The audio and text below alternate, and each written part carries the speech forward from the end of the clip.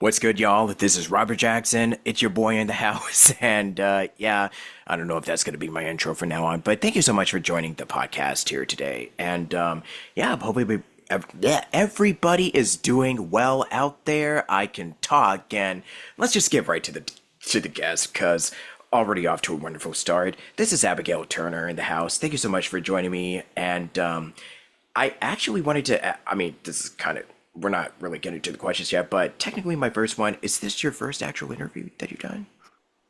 It is not. Okay. But it's so good to talk to you. I'm excited to be here and talk about fun voice stuff and whatever other questions you're gonna surprise me Yeah, I with. don't have question. I mean, I don't really have like a list. We'll just kind of be spontaneous and do our thing. That's how we roll Perfect. here. Yeah, I Yeah, love that. so thank you for joining me today. And yeah, how's everything? Weather, your life, everything? Oh, it's pretty good. It's pretty good overall. A stressful, weird time, but in my bubble that I can control and my art and the world around me, I'm enjoying stuff. I'm going out in nature. I'm recording a lot. My cat is running past. It's great. Yeah, and we're also kind of wearing matching color black. So, Yeah. I'm in a black t-shirt 90% of the time. Yep. oh yeah, for sure. I'm kind of wearing like Star Wars something, dark related because, I have no idea why, but it just kind of I just get drawn to it. So, Yeah, anyways, wear the thank stuff you. you like. Yeah, of course. So, thank you so much for joining me once again. And yeah, I guess to start this off, just to really kick it off into high gear, just talk to us a little bit about how 2025 is for you. Like anything that you want to discuss, just do a quick little rundown of what shenanigans that you've been partaking in this year and Ooh. just as of late. Yeah, just a Yeah, little good icebreaker. question. That's probably like a good like check-in for me too, because we're almost halfway through the year. Almost. Oh my Yeah, God. I know. So I think with the state of voiceover and the industry kind of shifting post-pandemic and AI stuff happening and everything kind of feels like it's a check-in and a reset and everything that I was doing before I'm kind of like reevaluating, rediscovering what makes me happy in voice acting, checking in with my skills and one of the goals I made was to like make sure I'm doing a specific class or piece of learning or checking in with experts like once a month just to keep myself accountable. And so far, so good. I'm really happy I'm doing that. It's making me excited about what I'm doing in a new way. I like to see how I'm growing and how I can talk about what I do differently and more accurately and more excitedly. Yeah, I think that's 2025 so far, which is pretty far in 2025. Yeah, I think it's about the same. It does have its ups and downs. I think when we were kind of Oh yeah. like a few weeks or so ago, I think when we were talking like off podcast, I think I mentioned that I was kind of having like a family emergency, which has thankfully been Mm. resolved. Oh, So yeah, good. it's Good. just been going back and forth between family stuff and then going back to this. So I Hmm. think I've started to get back into the groove relatively quickly, but not Nice. for long because, oh, and this is a good thing too, because I'm probably going to be out of town next weekend for a convention. So, Oh, a cool. yeah, if Where are anybody you is in the going? Anaheim, oh, Anaheim. Nostalgia Con. So if anybody is around like Anaheim, California, just I would like to maybe visit downtown Disney and do something, Mm. just yeah, just like a quick little plug. And also, and we kind of was talking a little bit about, the meeting that we had a few weeks ago, but I am working on a couple of fun little projects like I know I made the casting call for Furious 5, which is completed, like, the whole casting process, and my own series Element Shrine, which we're going to be making the announcements probably tomorrow or Saturday. However, Ooh. I mean, the video is in a work of, I think it's kind of done. I just need to, just wait until the right time to, make the announcements because it's a long week. And I know that we all kind of need like a thank God it's Friday type of announcement, just marketing stuff. So keep an eye out for that. And just my little self plug over. I'm probably going to talk some more during the like closer to the end of this, but for now, let's talk about you. Enough about me. Let's talk about you. So yeah, I would just ask, how did you get into voice acting? But that's kind of cliche. So, what is something that kind of did, spark that imagination inside of you from an early age? I guess to flip the script a little bit. Ooh, yeah, I that's a good question because I do think like the breadcrumbs were there like when I was really young. Like between doing little plays and stuff and constantly wanting to write and draw and like just lots of creative expressions trying to find their ways out. That was definitely like my entire childhood. And then I did partake in some more focused acting stuff here and there going along the way. Like I said, plays. I think I did a summer camp that was theater based when I was like 8. And then as I got older, my go-to thing for relaxing was always video games.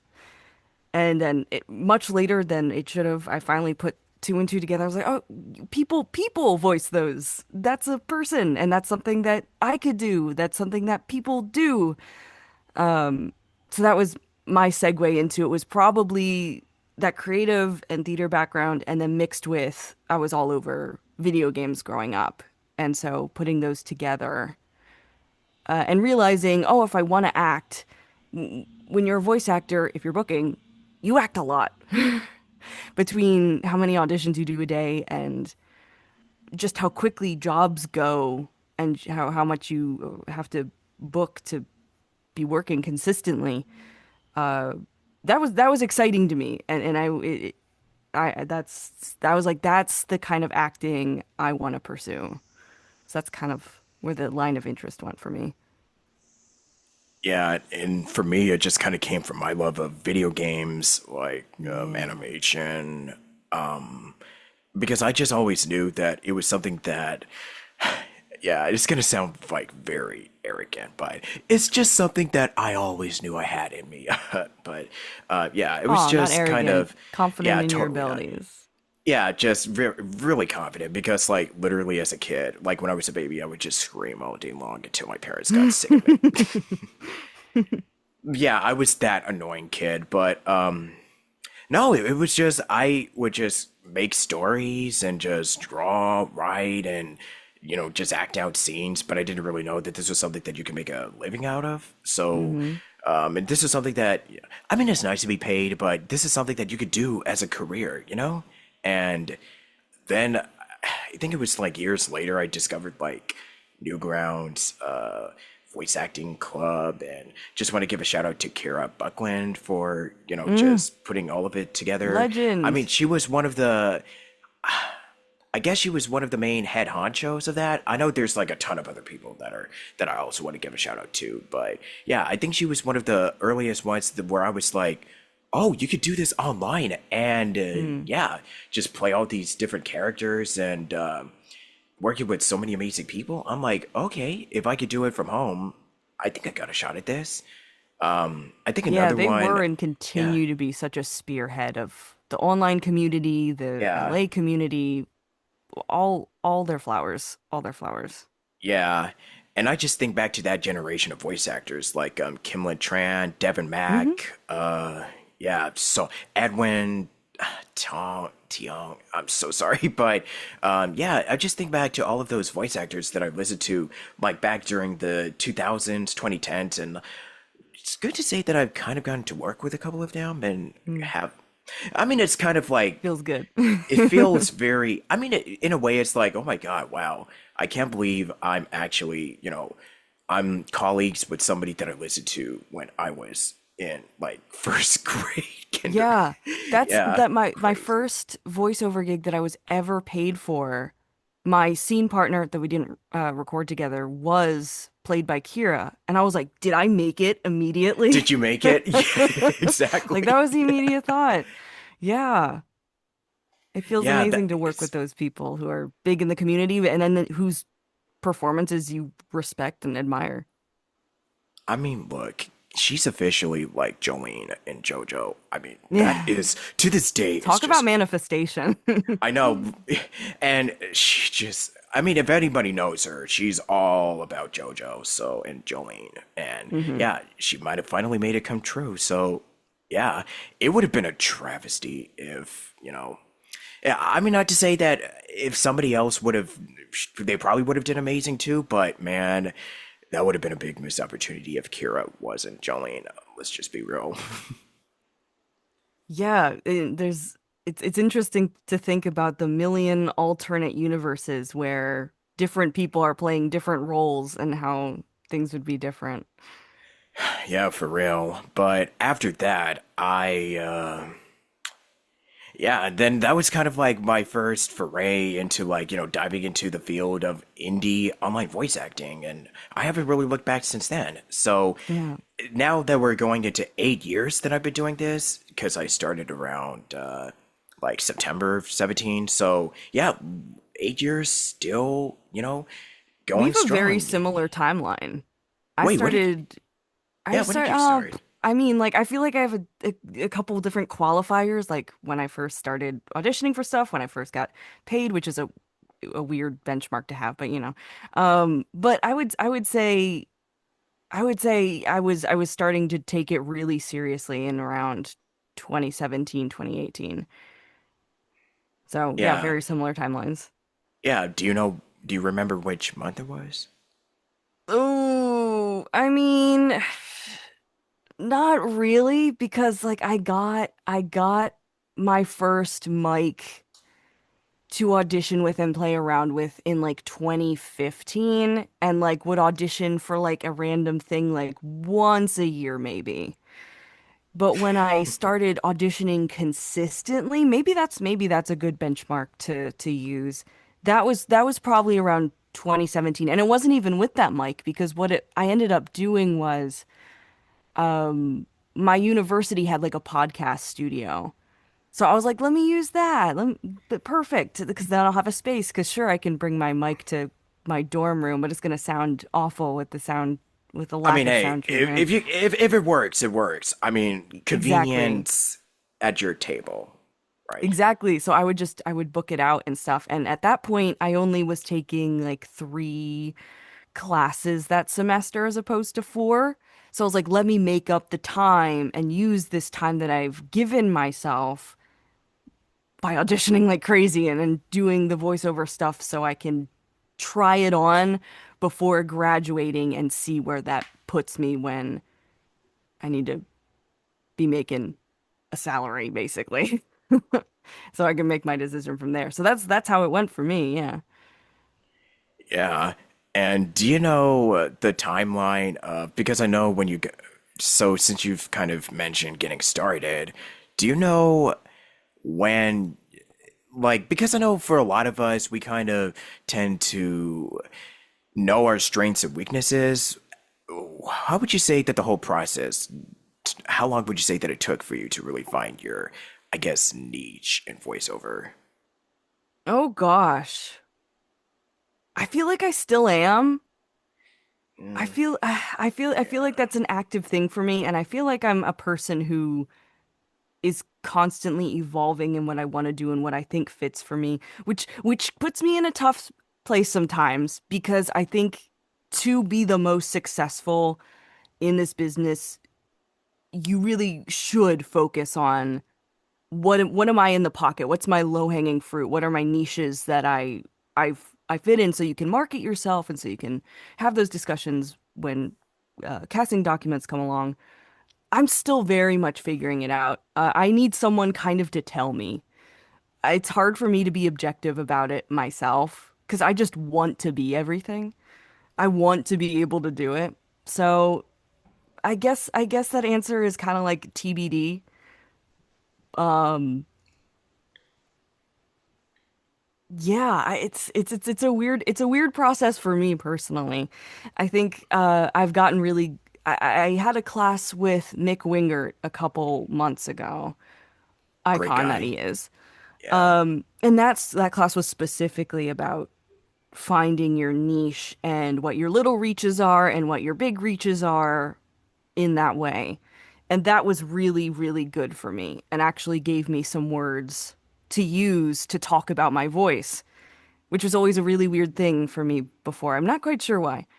But that was very helpful and a big milestone for me. So I think if anyone out there or you are struggling with kind of like putting yourself in a box because you don't want to put yourself in a box, having someone else who understands the industry talk to you about that and work with you with that is really helpful. But if you're really good about being objective about yourself and defining that, then kudos to you. Right on. And yeah, I think for me personally, it took me because I know in the process, because I am doing like a commercial demo and soon later a Mm, character demo this year. So I think I kind of know the the characters that I can play, which ones that I can pull off, and which ones that I struggle with. So there's it's always like when you put out a demo, like it pretty much is your calling card. Same goes for yes. website. It's really great to because if you're not really too sure, like you could pretty much progress in a year or two. Like you can progress very quickly after making a demo. So I think it's really great that we're always just really fast, eager learners, and our skill sets are not. And that's kind of the thing that's like really cool about it is that we we don't often try to get like we're always striving for improvement and to get better every single day. Like we could just be doing this now, like this interview that is probably going up, and I guarantee you in about give it 2 3 6 months, half a year time, our skill sets are going to be vastly different than it was today. And I'm just the type of guy that is like, okay, I don't know what the future holds or how I was, but I know that I'm not the same.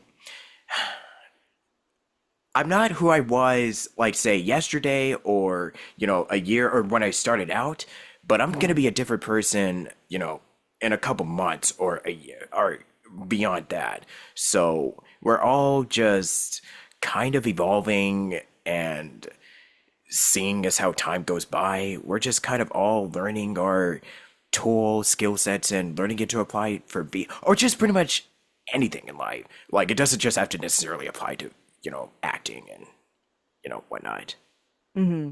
So that's kind of my little weird TED talk. Yeah, I agree. 100%. I think making sure you're checking in with yourself and seeing Exactly. what's changing and working and not working is really important. And I'm glad you brought up demos, specifically commercial, because like there's nothing to hide behind in commercial demos. It's just you. And you can't, as soon as you're putting on, and this is becoming the case in animation and video games too, but definitely for commercial. If you're putting on, that reads kind of already dead. So it's a very humbling experience training in commercial, doing your commercial reels. But really rewarding too, because when you find that pocket in your voice and what's natural to you and what makes you unique in that way, you unlock something for all of your art, I think. Yeah, amen. Yeah, preach it. But I really want to talk about some of your work, and because we could talk about business all day long, but I just kind of want to get Mhm. to some of the fun stuff, which is some of your. Because I checked out your website, because I like to do my research, and yeah, you've.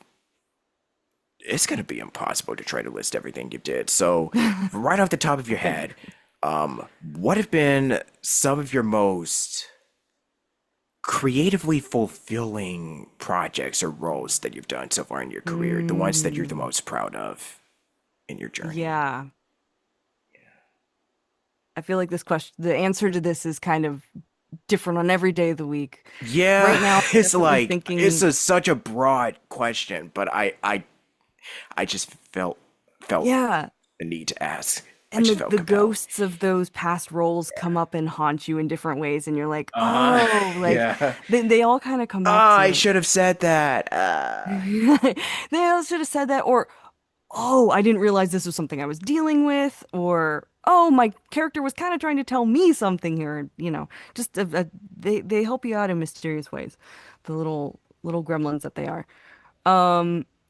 I think actually kind of talking about that whole concept of stripping back and just presenting yourself in this raw, vulnerable way, which I try to do in all my roles, but some just come hitting you in ways you didn't expect. And that's for me, who comes to mind is definitely Callie from Hannahpocalypse, the audio drama, which I always forget the name of it when I go to plug it. I like to call it a zomcom because it's like a rom-com with zombies. And I played her. I've been playing her for years now. I fell into her role because I'd been working with Damien, who runs Red Fathom, who did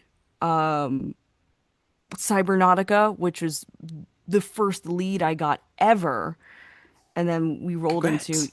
yeah, it was, thank you. It was such an exciting moment. And then we kind of stuck together, the cast and the crew from that. And we're kind of like an acting troupe. That's kind of like our dynamic now. We follow each other into new projects. And so we rolled into Hannahpocalypse, and that's where Damien invited me on as Callie. And he was very particular about saying this is our for fun project. We don't want to overdo it. Like this is just we're having fun, improv what you want, and we're gonna have a good laugh after this heavy series. And there was something about that permission to because I'm a chronic overthinker. Something about just being like, yeah, this is a letting go. I'm not going to like I'm gonna read the script once or twice over, get an idea, and I'm not gonna do much more than that. I'm gonna be confident who Callie is. I'm gonna roll up. I'm not gonna stress about it, and boom. So that turned into a lot of really rewarding moments of coming to the booth and just discovering what I think our job as actors, especially in audio drama, is about. So that was a long-winded answer, but I love my girl Callie. Would you say that it was a very therapeutic experience for you? Mm, often, yeah. I think it was therapeutic in the way, not necessarily always as like a self hug, but in a way that goes, I step into the booth, and if Callie's working, I know that I'm in it. If Callie's not working, then I need to address something that's going on. It was very much like a red light, green light. Like you could tell right away. And I think that was really important. For sure. And I'm looking at your website right now, and dang, like seriously, with all of these different, the amount of work that you're doing, and by the way, really impressive, visual reels that you got on your website here. Yeah, Oh no, got I a need lot to of demos. update that so Yeah, bad. Oh. I mean, look, it has a large body of work. It just shows what you can do, what you're capable of. I think it's a pretty good, yeah, pretty good, pretty solid start. But yeah, like we Shucks, were talking about, thanks. always room for, to just Always. fine tuning it and, tweak it, A yeah, 1000%. I think it's yeah, always room. probably in Crispin Freeman's podcast because I binged the heck out of that when I started. When I think it Yes. was I think I know it was Phil Lamar. I think it was Crispin's podcast. And I remember Phil Lamar saying he Yes. constantly is in class. He's taking anything new that's coming up. He's always wanting to learn. And I really identified with that approach. Yeah. Also, yeah, Crispin's podcast, Voice Actor Mastery. Mm. I can't believe I haven't, I should be like, I think it should be a mandatory thing to just plug because it is really such a great resource It's of like just a brilliant. wealth of knowledge. And, Crispin, I like his approach of inviting on people or like, voiceover act people or just even audio engineers that have unique experiences. And it's not like a podcast where, oh, I'm just going to invite this person on because they did this or what have you. But I think my approach is like, yeah, it's kind of like a case of, yeah, since this person has had this experience and like, doing these, audio or something, what have you, they may have a unique story to share. That's what I do because big part of voiceover is storytelling. And that's something that I've touched upon in some episodes that I've done this week, where we all have stories to tell and share. And I think Crispin kind of said it best. It's like we become the stories that we are sharing to have create a much more engaging and a better product. And for regarding Phil Lamar, I just want to say shout out to him, one of my all-time favorites. So yeah, yeah, just represent. I Oh just yeah. really They're the love greats for having, a reason. yeah, and specifically for me because like African American, yeah, I'm just really glad that we're having more of like diversity and more, Hmm. yeah, just stuff like that, which is what I'm aiming for in my project. So yeah, once again, stay Yeah, tuned for that. good. I'm Yeah, glad to hear it. I'm glad to hear it because yeah, for sure. it's as you know, from a casting perspective, it's from all those behind the scenes elements too. We Exactly. Yeah. To get those characters out there, we need writers on board, directors on board, producers on board, and or There's a yeah, lot that goes casting into on it. board. Yeah. Yeah. Yeah. I mean, I may have a casting person, director, or somebody in the next couple of weeks. So if you want to go more in depth into what goes on into the Mm, whole like putting on your casting director hat, check that out. Just stay tuned for that. yeah. Yeah, I really would love to talk more about, your roles and projects, but I think for right now, I think, let me see. We can close this off with something that, if you were to go back and really think back to the time of like, you know, when all of this, doing VO and doing acting, and then just think back to that one moment in your life that just really brings that inner child or that spark of imagination inside of you. What would it Mm. be and why? If you'd be willing to share. Yeah, that's a fun question and definitely one I've been more focused on recently because I've been taking like animation classes, and there's nothing more whimsical than that, I feel. And for me, I think it all my shortcut to that space and the fount of rejuvenating energy, or what I need to do before running into a session or doing an audition, is music. Music is such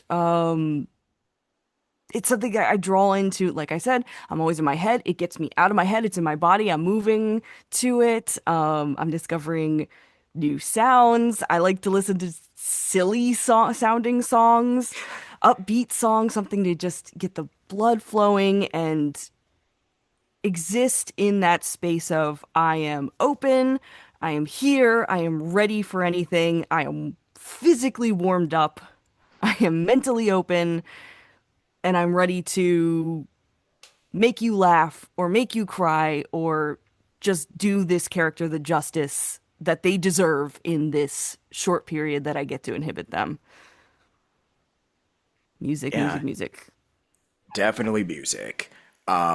Just real quick, congrats on being a member of Nava, and I also want to give a shout out to Tim Friedlander and Oh, everybody else, Karen, Gilbert. Yeah, just so many people. heroes. Yeah, yeah, it's just so many people that I want to give a shout out to, man. Like I had Tim on my show like a few years ago, and it was Mm, it was a really great chat, great guy. hmm. So if you're listening, Tim, love you, bro. And Yeah, I was just in the Nava chat the other day, and who's the first person to answer a question I had? Tim. Always. of Always. I course, don't know how he does it. I don't yeah, know. yeah. And I also noticed that you did workshops with Aliza, Jane Schneider, and the one that has been on my to do on my I don't want to say bucket list, but the one that has been in my radar for so long, Charlie Adler. Just, man, I keep Mm. every single time. It's like, I'm sorry, we're sold out or it's expensive. Oh, So yeah. one of these days, Charlie, watch out for me. It's a And storm also, of a class. It's a yeah, storm of a class. I can't even imagine. I believe you. Also, Bob Bergen, one of these days. Mm. I did take classes with Crispin Freeman, Richard Horvitz, and Speaking of nothing but classes selling out, Crispin's, aren't they open for like 5 minutes and they're basically sold out? you got to be on your like fingertips just to Uh-huh. get into Oh those. And yeah. if they sell out, sorry, Charlie, better luck next time. Mm-hmm. Yeah, Yep. and also nice that you do mocap training, which can also be really cool if you're doing like the physical and all that stuff. So just want to say that it's also really nice for to get that training practice in. But anyways, I wish there was more we could talk about, but probably for another time, if we decide to do another something like this in the future. I just want to thank you, Abigail, for joining me today. And any last final thoughts that you'd like to give and plug in your stuff, socials, all that jazz? Now's the time. Ah, yeah, Close us cool. out. Yeah, you can find me on most socials at Abigail Turner VO. Um, Socials are weird for me, so whether I'm active on them or not is a toss up at the given moment. But I try to keep stuff posted on there. Website is abigailturnervo.com. Um, yes, stay tuned for cool stuff coming out. I've got some cool stuff down the line, and I will update everything as soon as I have it. Excited to make some announcements soon. I've had some stuff rolling in that I'm very excited about. Um, yeah. Listen to music, pay attention to what you think is fun and what you think you're good at, and don't push that away. Enjoy it, and if it's helpful, don't think so much when you're in the booth. On that note, this is Robert and this is Abigail, and you've just tuned into Station Square. I'll see you all next time.